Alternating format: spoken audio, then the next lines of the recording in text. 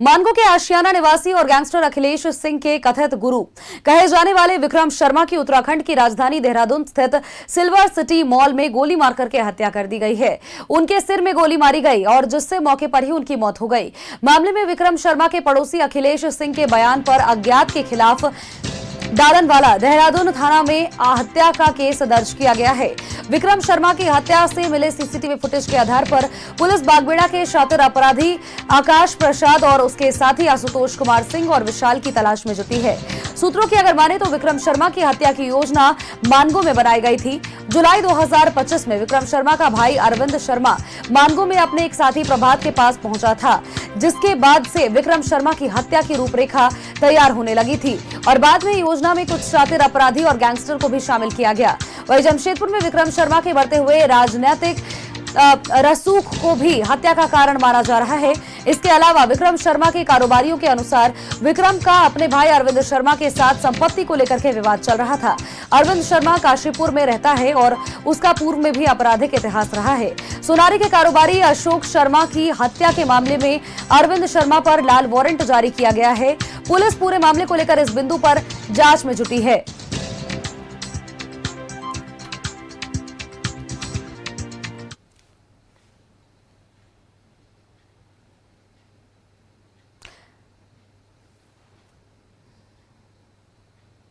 और खबर पर अपडेट्स के साथ सहयोगी मनोज हमारे साथ बने हुए हैं। मनोज का एक बार रुख कर लेते हैं।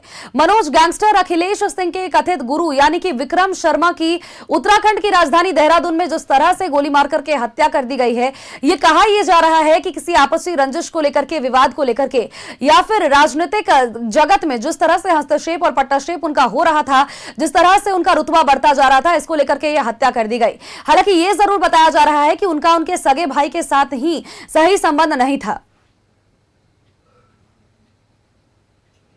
देखिए, निश्चित तौर पे अशोक शर्मा से विवाद चल रहा था, संपत्ति को लेकर विवाद चल रहा था, क्योंकि जमशेदपुर में जो संपत्ति है और साथ साथ देहरादून में जो संपत्ति है, क्योंकि देहरादून में जिस मॉल में हत्या हुई है वो विक्रम शर्मा का मॉल था और भाई चाहता था कि उसमें अपना आधा ले। साथ साथ जो जमशेदपुर का संपत्ति है, इस पर भी वो लगातार दबाव बना रहा था कि संपत्ति का बंटवारा हो जाए, क्योंकि जो अपराध की दुनिया से कमाया गया ये संपत्ति था, वो उसमें उसके भाई अशोक शर्मा का भी सहयोग रहा है। तो अशोक शर्मा चाहता था कि इस संपत्ति में मेरा अधिकार है, हम इस संपत्ति में बंटवारा आप कर दें और साथ साथ आप अपने दुनिया को देखें, हम अपने दुनिया को देखें। दूसरी तरफ यह देखा जा रहा है कि विक्रम शर्मा अखिलेश का आपराधिक गुरु रहा है। तो निश्चित तौर पे अपराध की दुनिया में 50 से ज्यादा अगर मामले दर्ज हैं विक्रम शर्मा पे था, जिसमें 30 हत्याएं का मामला है। श्रीलेदर के आशीष डे हत्याकांड का ये मुख्य आरोपी भी रहे हैं। हालांकि सभी मामले में बरी हो गए हैं और बेल पर वो बाहर थे।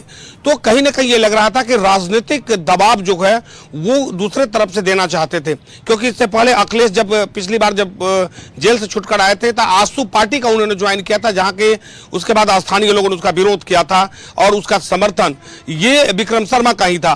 तो अब किसी राजनीतिक पार्टी से नहीं थे, लेकिन अपना कद जो है ये बड़ा कर रहे थे और धीरे धीरे अपनी राजनीतिक छवि जो है पूरे समाज में छोड़ रहे थे। पिछले 1 साल से लगातार जमशेदपुर में समाज सेवा में लगे हुए थे और ये लोगों तक मैसेज छोड़ रहे थे कि हम जमशेदपुर में एक नया अध्याय शुरू करेंगे और वो भी राजनीतिक अध्याय शुरू होगा।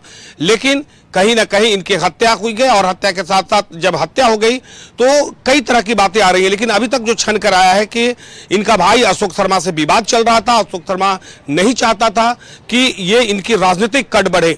फिलहाल पुलिस सभी पहलुओं पर जांच कर रही है, लेकिन देहरादून की पुलिस जो है वो जमशेदपुर थोड़ी देर में पहुंच जाएगी और उसके बाद पूरे मामले की जांच करेगी, क्योंकि देहरादून पुलिस ये जानना चाहती है कि आखिर विक्रम शर्मा का क्या कारोबार था, उसका बैकग्राउंड क्या था, कितने मामले दर्ज थे, किन किन थाना में मामला दर्ज है। तो तमाम बिंदुओं पर जो देहरादून की पुलिस है वो जांच करेगी और उसके बाद जमशेदपुर पुलिस भी यहां से देहरादून के लिए रवाना होगी। हालांकि एक टीम रवाना हो चुकी है और देहरादून की जो पुलिस है वो देहरादून से रवाना हुई है। दोनों जगह ये जांच चल रहा है, दोनों पुलिस जांच कर रही है और उसके बाद ठोस नतीजे पे आएंगे। लेकिन दूसरी तरफ जो सीसीटीवी फुटेज दिखा रहा है कि 2 अपराधी इनकी हत्या की है, तीसरा मोटरसाइकिल पर बैठा हुआ था। यह बताया जा रहा है कि जुगसलाई का रहने वाला एक आकाश है और साथ साथ जुगसलाई का ही 2 लोग हैं और एक अभिषेक है जो बागबेड़ा का रहने वाला है। तो ये 3 लोगों को पुलिस तलाश कर रही है, क्योंकि वो सीसीटीवी फुटेज में ऐसा चेहरा देखा जा रहा है कि ये तीनों ही हो सकते हैं। फिलहाल पुलिस सभी बिंदुओं पर जांच कर रही है, लेकिन जब देहरादून की पुलिस यहां पहुंच रही है, जब यहां जांच करके वापस लौटेगी तो निश्चित तौर पे बड़ा खुलासा हो सकता है। पारिवारिक विवाद का ये मामला है या किसी गैंगवार की आशंका है, क्योंकि जब हत्या जितने लोगों को हुई थी उसमें कई ऐसे लोग थे जो यहां पर अपना वर्चस्व स्थापित करना चाहते थे, उनमें भी इनका नाम था हत्या में। तो हो सकता है कि गैंगवार हो, लेकिन प्रथम दृष्टया में पुलिस ये संपत्ति विवाद मान रही है, क्योंकि इनका धंधा कोयले का कारोबार था, कोयला के साथ साथ जमीन का कारोबार था और साथ साथ अन्य जो स्क्रैप का कारोबार था उसमें भी ये संलिप्त थे। जी बिल्कुल, अब पुलिस जांच करती है और इसके बाद निष्कर्ष क्या कुछ निकल करके आता है, क्या कुछ उनको मिलता है, क्या सुराग मिल पाते हैं, ये देखने वाली बात होगी। नजर बनाए रखिएगा, अपडेट्स आपसे लगातार लेंगे। फिलहाल के लिए बहुत बहुत शुक्रिया आपका।